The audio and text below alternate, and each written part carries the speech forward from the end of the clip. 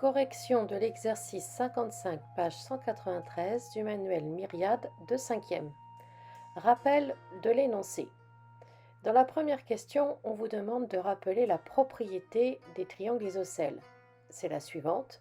Si un triangle est isocèle, alors les angles de la base sont égaux. Attention, je ne confonds pas définition du triangle isocèle et propriété.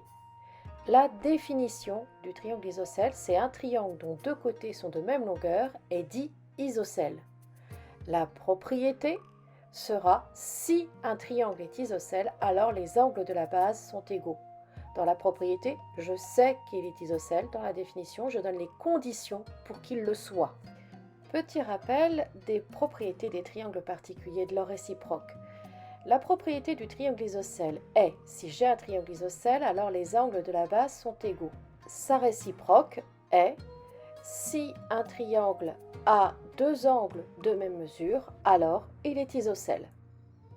Je commence par mettre mes mots-clés. L'exercice me donne le codage du triangle isocèle. Je sais que le triangle est isocèle, donc je prends la propriété.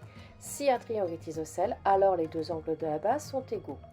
Je donne dans le on a le nom du triangle isocèle. ABC, c'est mon triangle isocèle. Il est très important de préciser en quoi le triangle est isocèle. Donc je marque que ABC est isocèle en A.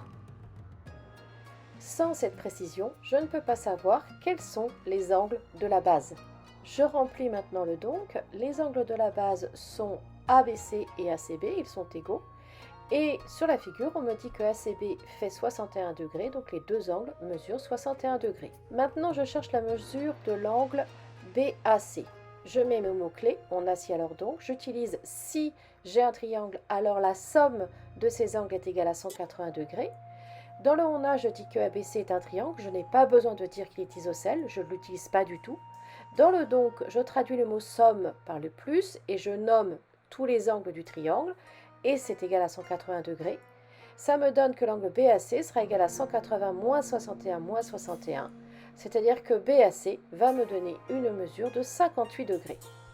Pour la deuxième figure, je mets mes mots-clés. J'utilise tout d'abord la propriété si j'ai un triangle, alors la somme de ces angles est égale à 180 degrés. Dans le on a, je nomme le triangle dans lequel je travaille, c'est l'angle DEF. Dans le donc, je nomme les trois angles de l'angle DEF, je les additionne et je dis que c'est égal à 180 degrés. Je ne connais la mesure que d'un seul angle sur les trois, donc ça va me donner DEF plus DFE égale 180 moins 48 égale 132. Maintenant, je n'écris pas tout de suite le 132 divisé par 2.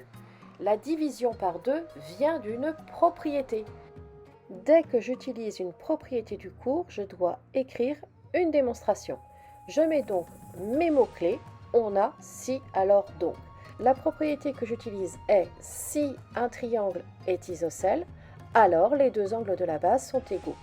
Dans le on a, je nomme mon triangle isocèle. Et je n'oublie pas de dire qu'il est isocèle en D.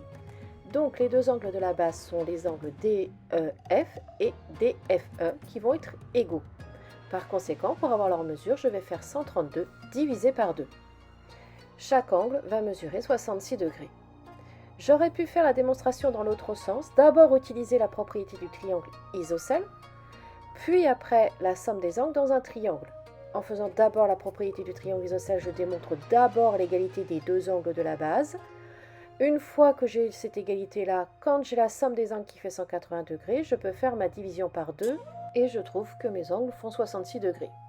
Remarquez que la division par 2 se fait à chaque démonstration à la dernière ligne. Pour les deux démonstrations, c'est la conclusion.